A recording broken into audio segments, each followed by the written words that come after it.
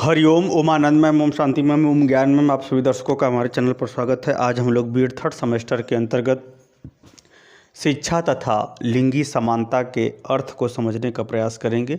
यानी शिक्षा में किस प्रकार से लिंगी समानता को बढ़ाया जाए या किस तरह से इसमें समानता रखते हुए अन्य गतिविधियों को अपनाया जाए, इसी सब बातों को समझेंगे। शिक्षा किसे कहते हैं? शिक्षा जीवन पर्यंत सीखने की वह प्रक्रिया है जिसमें व्यक्ति क्या करता है, उत्तरोत्तर गुणों का विकास करते हुए अपने व्यक्तित्व का विकास करता है। ये याद रखिए, शिक्षा जीवन भर आदमी सीखता ही है, लेकिन इस बात का ध्यान रखिएगा कि जो गुण सीखा है, जिसके माध्यम से वह व्यक्तित्व का विकास किया है, उसी को शिक्षा कहते हैं।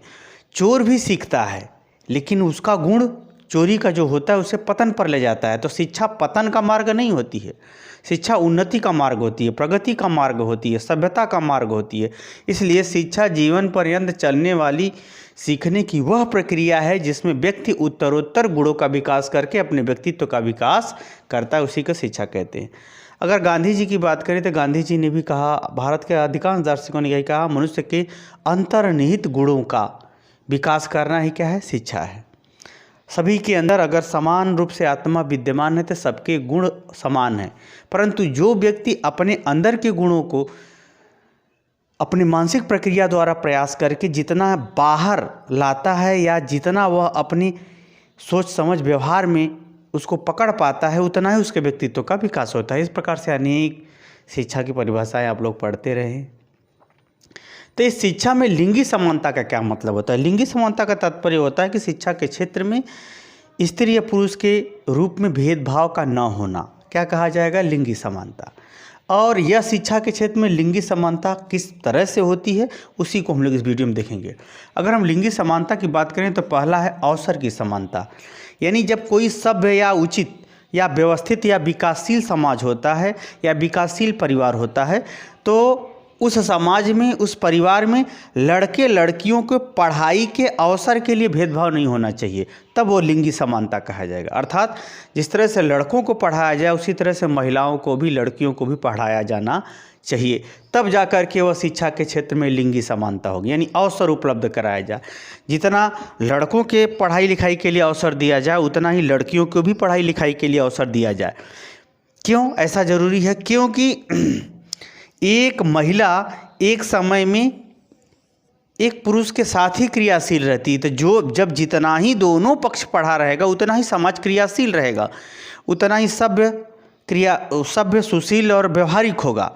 जिस परिवार में सभी लोग पढ़े लिखे हैं, उस परिवार में समस्या नहीं होगी, क्योंकि शिक्षा पवित्रता को देती है, पवित्र व्यवहार, पवित्र भावना, पवित्र ज्ञान को देती है। जो शिक्षा ऐसा नहीं देती है या जो व्यक्ति शिक्षित होकर भी ऐसा नहीं कर पाता है, तो समझिए वह अशिक्षित है या बहुत खतरनाक है, क्योंकि शिक्षा व्यवहार, क्रियाकलाप, भावना, विचार इत्यादि को पवित्र बनाती है। तो कुल मिलाकर के स्त्री पुरुषों को समान अवसर मिलना चाहिए, क्योंकि किसी की बहन है तो किसी की पत्नी है तो किसी की माँ है।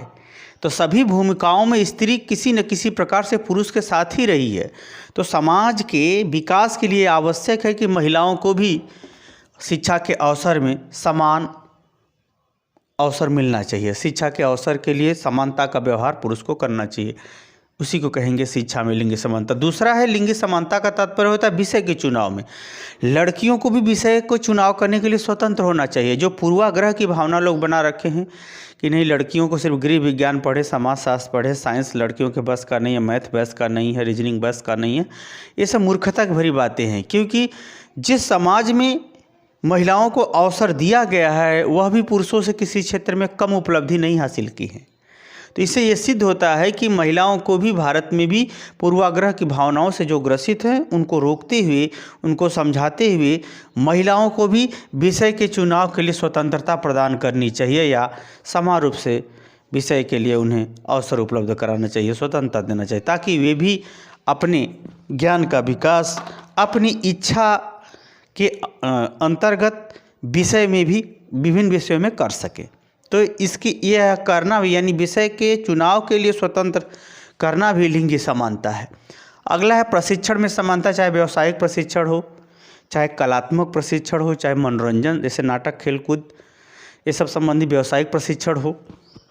या प्रतिस्पर्धात्मक, जिससे खेलकूद, कुश्ती सब प्रशिक्षण हो, किसी भी प्रशिक्षण में महिलाओं को भी जो है समान अवसर देना चाहिए। तब कहा जाएगा कि शिक्षा में उनको समान व्यवहार किया जा रहा है।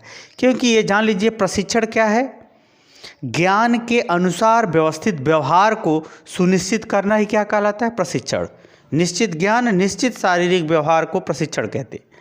तो जब इस तरह से कताई बुनाई, कढ़ाई से, रंगोली से लेकर के डेकोरेशन से लेकर के खेलकूद, प्रतिस्पर्धा इत्यादि को क्षेत्रों में अगर उनको प्रशिक्षण संबंधी समानता पर बल दिया जाए या प्रशिक्षण संबंधी अवसरों को समान रूप से उपलब्ध कराया जाए, लड़कों के ही समान, तो उसको कहा जाएगा लिंगी समानता। आगे है सभ्यता के लिए समानता। जैसे ही होता है कि पुरुष ज़्यादा मुंह से कमेंट करना या उल्टा सीधा लड़कियों को बोलते हैं, वह एक प्रकार से मूर्ख या नीच संस्कार का ही द्योतक है या नीच संगत का द्योतक हो सकता है। उसके संवेगों का अनियंत्रण हो सकता है, होता भी है। तो जो सभ्यता के लिए समानता, यानी लड़कियों को के प्रति पुरुष सभ्य व्यवहार करेगा, तब ये कहा जाएगा शिक्षा में लिंगी समानता है। अर्थात सभ्यता भरे मार्ग को दोनों के लिए समान मापदंड, समान व्यवहार, समान विचार, भावना, क्रियाकलाप निर्मित करना भी क्या कहलाता है? सभ्यता के लिए शिक्षा में समानता कहा जाएगा। याद रखिए कि जो व्यक्ति जितना ही शिक्षित है, अगर वो पवित्र नहीं है, सही काम नहीं करता है, तो वह उतना ही खतरनाक है। या ये याद रखिए कि जो व्यक्ति को इस बात पर शिक्षा और उपलब्धि, सफलता के बाद इस बात पर विश्वास नहीं है कि गलत काम का गलत परिणाम होता है, ऐसे व्यक्ति शिक्षा में या शिक्षा के लिए या अपने जिस पद पर हैं उस स्थान के लिए बहुत खतरनाक होते हैं। क्योंकि जिस व्यक्ति को इस बात पर विश्वास ही नहीं हो कि गलत काम का गलत परिणाम होता है, ऐसे लोग अपने स्वार्थ के लिए कौन सी नीचता पार कर जाएंगे, इसकी गारंटी नहीं ली जा सकती। अर्थात सभ्यता, यानी सभ्यता भरे व्यवहार, क्रियाकलाप को स्त्री पुरुषों में समान भाव, विचार, कर्तव्य को विकसित करना भी लिंगी समानता कहलाता है। आगे है क्षेत्र की समानता। जैसे हम बात करें शिक्षा के क्षेत्र में महिलाओं की समान भागीदारी सुनिश्चित करना। अगर समान जितना पुरुष टीचर है उतना महिला टीचर होगी, तब महिलाओं के विकास का मार्गदर्शन देने लगेंगी, प्रत्यक्ष उदाहरण मिलने लगेगा। यानी शिक्षा के क्षेत्र में अगर समानता ला दिया जाए उनको कार्यों के लिए, अवसरों के लिए, तब जो है एक प्रकार से वे हमेशा के लिए मार्गदर्शन का काम करेंगी, तब वो कहा जाएगा शिक्षा में समानता है। ज़्यादा पुरुष महिला है ये नहीं, जहाँ महिलाएं बहुत ज़्यादा है वहाँ पुरुष है ये नहीं। जैसे महिला कॉलेज में सिर्फ महिला है, ऐसा थोड़ी ना होना चाहिए। महिला कॉलेज में भी आधा पुरुष आधा महिला होना चाहिए, पुरुष कॉलेज में भी आधा महिला आधा पुरुष होना चाहिए। एक प्रकार से ये जो शिक्षा विभाग समाज से जुड़ा हुआ है, ज़मीनी स्तर से जुड़ा हुआ है, वहाँ से उनको मार्गदर्शन और प्रोत्साहन मिलना शुरू हो जाएगा, तब जा कर के शिक्षा में समानता बनेगी। आगे है सहयोगात्मक समानता। जिस तरह से पुरुषों के सहयोग के लिए लोग आगे बढ़ते हैं, भाई आगे बढ़ता है, पिता आगे बढ़ता है, रिश्तेदार आगे बढ़ते हैं, उसी तरह से महिलाओं के भी, लड़कियों के लिए भी पढ़ाने लिखाने में, प्रशिक्षण प्रदान कराने में, व्यावसायिक क्रियाकलाप सीखने सिखाने में सहयोग देना चाहिए। क्योंकि याद रखिए, आपको किसी की बेटी की ज़रूरत है तो आपके भी बेटी को किसी दूसरे की ज़रूरत है, क्योंकि रिश्ते नाते रोटी और बेटी के लेन देन से ही शुरू होते हैं।